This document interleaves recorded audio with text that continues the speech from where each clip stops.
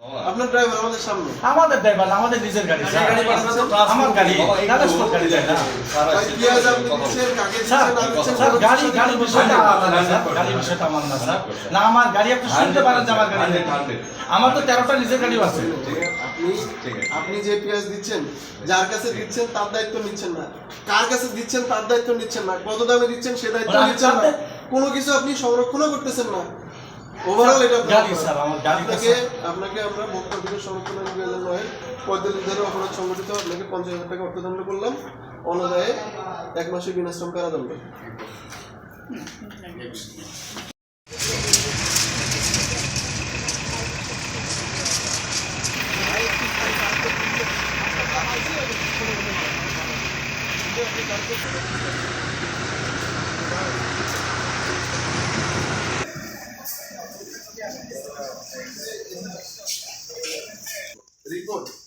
রিপোর্টের অফিসটা কোথায় বলুন তো?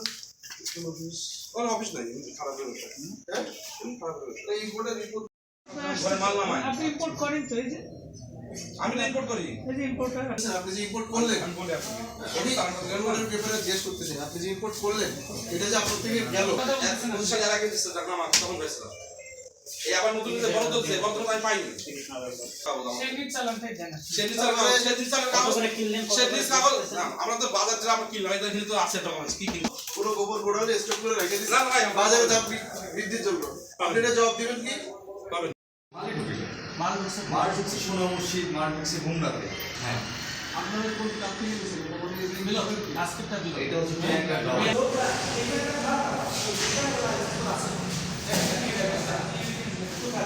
টাকাটা দেন, তাহলে কি বলবো? ওটা রেট নেই ইয়া করছে, কিন্তু আমি কিভাবে বলবো তাদেরকে? আমি তাদের অফিস তো এখানে না, তারা এখানকারই না। অথচ আমার সেটা নিয়ে কিন্তু আমার বিষয়টা হচ্ছে যে আমার বাজারটা সিস্টেমেটিক হইতে চলতো, যে কত দামে কিনছেন সেটা আমার সামনে একটা শো করতে পারেন না, যেগুলো বিক্রি করছেন একটা শো এটা আসলে মেমো পাবো না। ধন্যবাদ। জাতীয় ভোক্তা অধিকার সংরক্ষণ অধিদপ্তরের মহাপরিচালক অতিরিক্ত সচিব স্যারের নির্দেশনা অনুযায়ী আজকে আমাদের এই অভিযান পরিচালিত হচ্ছে। আমরা আজকে ইম্পোর্টার পর্যায়ে এবং যারা আমদানিকারক তাদের বিষয়ে আমরা এখানে তাদের বিষয়ে আমরা খতিয়ে দেখেছি এবং আমরা বাজারে 70 টাকা খুচরা মূল্যে যে বিক্রয় নিশ্চিত করার উদ্যোগ হিসেবে আমরা আজকে কাজ করেছি। সম্মানিত আমদানিকারকবৃন্দ আমাদেরকে কথা দিয়েছেন যে ইনশাআল্লাহ আগামী 2-3 দিনের মধ্যেই আমাদের ভোক্তা পর্যায়ে 70 টাকা মূল্যে পেঁয়াজ পৌঁছে যাবে।